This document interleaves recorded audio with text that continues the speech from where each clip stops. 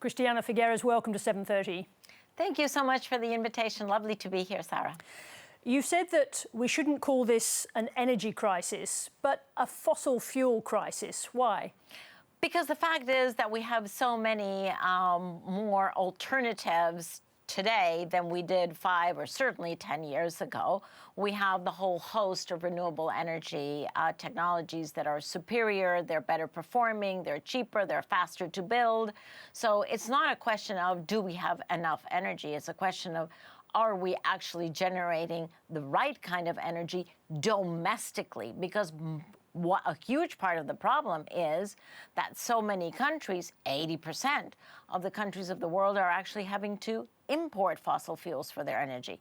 So it's a question of going back to the land, harvesting, producing domestic energy that is clean, that is cheaper, that is superior, and increasing energy security for every country. Yet, what's been happening here since this crisis in the Gulf began? We've seen the opposition respond by urging more and more quicker oil, particularly oil, but oil and gas development. The government is also reportedly looking at restarting, bringing on more refining capacity. Does Australia have a choice for this, given how dependent we are just on diesel fuel, for starters?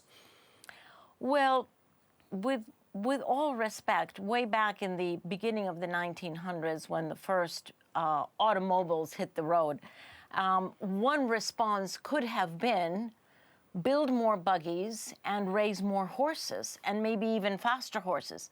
And maybe some people tried to do that, but that doesn't take us anywhere. When you are at the point of superior technologies, they just take over.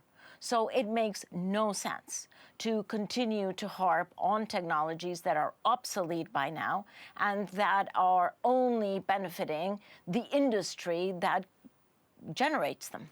I mean, you say that, but in Australia, we don't yet have an electrified trucking industry, for example. Our trucking industry, extremely important in Australia, obviously, given the distances, is still wholly dependent on diesel. There may be an electric future, but right now, doesn't the government have to keep increasing its fossil fuel capacity, its oil capacities, to deal with that?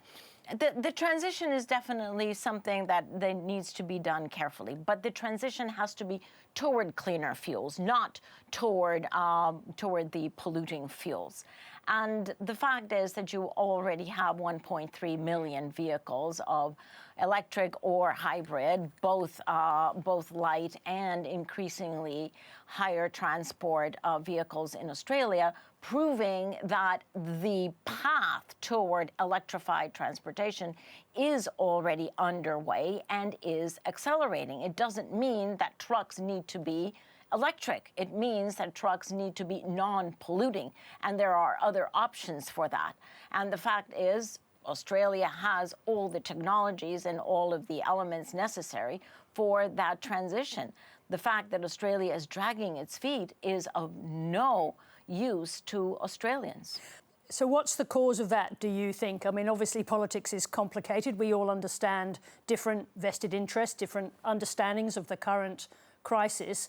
But do you think there's been do you think the quality of leadership has also diminished in the world when it comes to tackling climate change? Yes, and the reason for that, I think, is the outside influence of the fossil fuel industry that is really raising its voice now louder than ever because they see that their expiration date is staring them in the face. And of course, they would like to delay that expiration date as much as possible.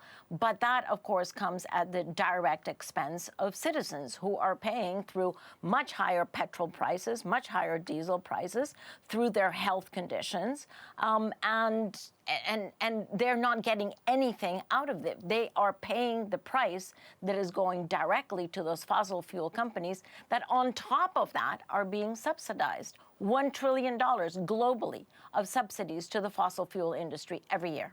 One of the other consequences of this war that we've seen is a return to coal, especially in Asia. How damaging could this crisis be to global action on climate change?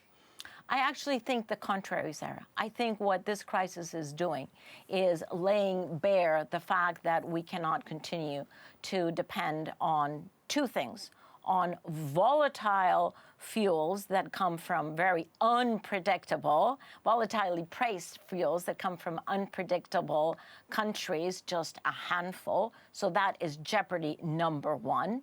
And jeopardy number two for Australia is the fact that Australia continues to export coal when coal demand is already decreasing. So Australia has two jeopardies at the same time: to depend on importing liquid fossil fuels and be so dependent on the export of coal. You cannot depend on demand of coal going up. It is actually decreasing. Last year was the first time in history that there was less coal in the matrix of electricity around the world than renewables. We today have more renewables on the global grid than we do coal, and coal continues to go down. So we can't count on that. And we cannot obviously count on very, very difficult transportation routes that are easily weaponized, or on countries that would like to export their fossil fuels in the face of also decreasing demand for those fuels.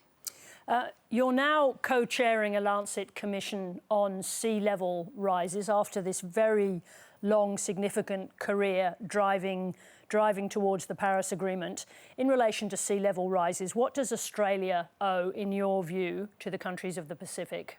Oh, what an important question. And let me be very clear.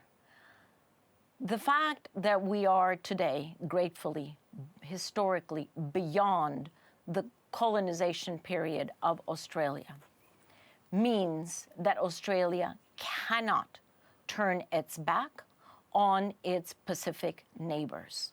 You cannot expect them to bear the burden of colonization and, on top of that, to bear the burden of climate change that they have not produced whatsoever.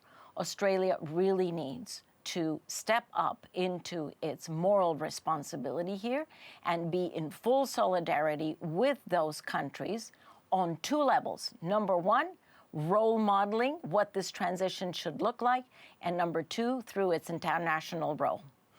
Christiana Figueres, thank you very much indeed for joining us. Thank you, Sarah.